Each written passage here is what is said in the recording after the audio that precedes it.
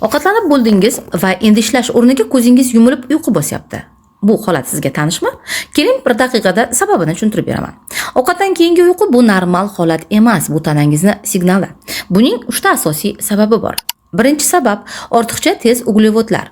Non, shirinlik yoki xamirli taomlar qondagi shakarni keskin ko'tarib, keyin yanada keskin tushiradi. Bu esa sizni holsizlantiradi.